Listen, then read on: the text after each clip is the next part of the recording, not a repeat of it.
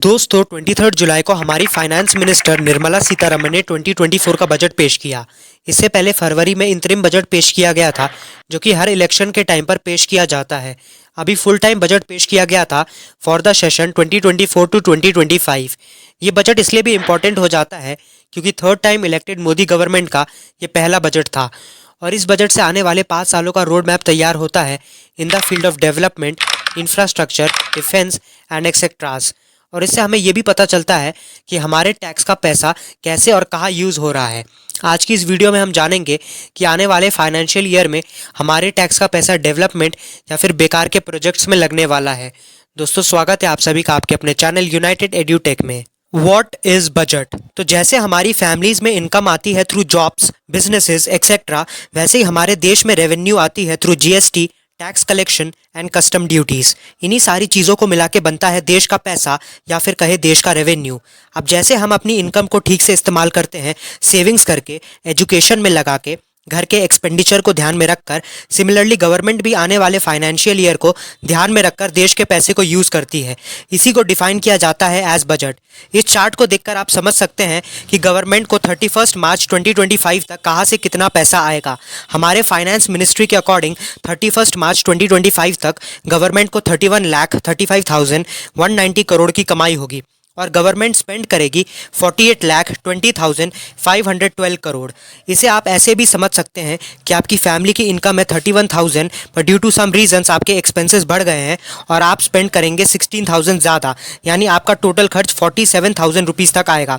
अब और ये पैसा आप किसी भी चीज़ पर लगा सकते हैं। वो एजुकेशन पे हो सकता है, अपने घर के कंस्ट्रक्शन पे हो सकता है या फिर किसी दूसरे काम पर हो सकता है। सिमिलरली गवर्नमेंट भी बोरोइंग यानी उधार लेकर ये पैसे देश के डेवलपमेंट पर लगाती है। What has this budget given? Nirmala Sitharaman ने बजट स्पीच के स्टार्ट में कहा कि इस बजट में 4 कास्ट पे फोकस किया गया है। वो 4 कास्ट हैं गरीबी, बेरोजगारी, महिला और फार्मर्स पर। इसके साथ ही फाइनेंस मिनिस्टर ने कहा फोकस स्किल, एम्प्लॉयमेंट, एमएसएमईज और मिडिल क्लास पर भी किया गया है। आप इस चार्ट को देखकर समझ सकते हैं कि इनकम टैक्स का स्ट्रक्चर रिवाइज हुआ है, बट जितना मिडिल क्लास को उम्मीद थी उतना चेंज नहीं किया गया है। इसीलिए भी शायद मिडिल क्लास इस बजट से थोड़ा नाराज़ है। इसी के साथ कैंसर मेडिसिन्स, डिजिटल गैजेट्स और गोल्ड एंड सिल्वर पर कस्टम ड्यूटीज 6.6% तक डिक्रीज कर दिए गए हैं और देश का जीडीपी ग्रोथ 6.5 से 7% तक कंसिडर किया गया है, जो कि ठीक ठाक है। एंड टेलीकॉम प्रोडक्ट्स महंगे होंगे क्योंकि कस्टम ड्यूटी 15% कर दी गई है। निर्मला सीतारमण ने बजट की 9 प्रायोरिटीज़ भी बनाई हैं, जैसा कि आप इस लिस्ट में पढ़ सकते हैं। और बजट को इन डेप्थ देखें तो अनएम्प्लॉयमेंट को लेकर अपोजिशन लगातार गवर्नमेंट से क्वेश्चन करता रहता है। इस प्रॉब्लम को सॉल्व करने के लिए 5 PM पैकेज स्कीम्स को लॉन्च किया जाएगा, जिसका टोटल खर्चा 2 लाख करोड़ तक आएगा। इसी के साथ वुमेन्स को इंकरेज करने के लिए फैसिलिटेट किया जाएगा। एंड इस बजट में सोलार एनर्जी और एग्रीकल्चर रिसर्चेस को भी प्रमोट करने की बात की गई है। बिहार को इस बजट में सबसे ज़्यादा 26,000 करोड़ और आंध्र प्रदेश को 15,000 करोड़ एलोकेट हुए हैं। होप कि ये पैसा डेवलपमेंट प्रोजेक्ट्स में यूज़ किया जाए, ना कि महान ब्रिज प्रोजेक्ट्स में। ऑल्दो अपोजिशन ने इसे पॉलिटिकल मूव बताया है जिससे ये गवर्नमेंट बचाई जा सके। गवर्नमेंट ने ट्रांसपोर्ट एंड रोड डेवलपमेंट को भी बेहतर बनाने की बात की है। इंफ्रास्ट्रक्चर पर 11,000 करोड़ स्पेंड होंगे, जो कि मेरे हिसाब से और ज़्यादा होने चाहिए थे। फाइनेंस मिनिस्ट्री के अकॉर्डिंग हमारा फिस्कल डेफिसिट 4.9 है, जिसे 0.4% कम करने की बात की गई है, जिससे इंडिया पर लोन कम होगा।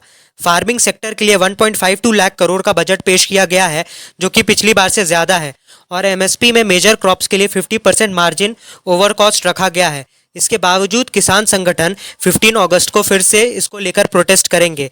अगर टॉप 3 मिनिस्ट्रीज़ की बात की जाए तो मिनिस्ट्री ऑफ फाइनेंस को 18,58,158 करोड़, मिनिस्ट्री ऑफ डिफेंस को 6,21,940 करोड़ और ministry of road transports and highway को 2,78,000 करोड़ मिलेंगे। एट लास्ट अगर बजट की समरी पर बात करें तो हमारा बजट इस साल $585 का है। वही हमारे नेबरिंग कंट्री चाइना का बजट $4 ट्रिलियन का है, हमसे 7 टाइम्स ज़्यादा। इसी के साथ हमारे बजट का ऑलमोस्ट 33% पैसा लोन के थ्रू आएगा, जो गवर्नमेंट हमसे ही बोरो करती है, जिसके बदले में हमें इंटरेस्ट मिलता है और ये लोन इंटरनेशनली भी बोरो किया जा सकता है। होप करता हूँ कि इस लोन का पैसा सही यूज़ किया जाए। एट लास्ट अगर डिफेंस की भी बात करें तो हमारा डिफेंस बजट इस साल $75 बिलियन का है। वही चाइना का डिफेंस बजट $231 बिलियन का है। अब क्योंकि चाइना बहुत टाइम से अपने बजट को बढ़ा रहा है, तो ये भी पॉसिबल है कि आने वाले टाइम में हमारा भी डिफेंस बजट को गवर्नमेंट बढ़ा दे।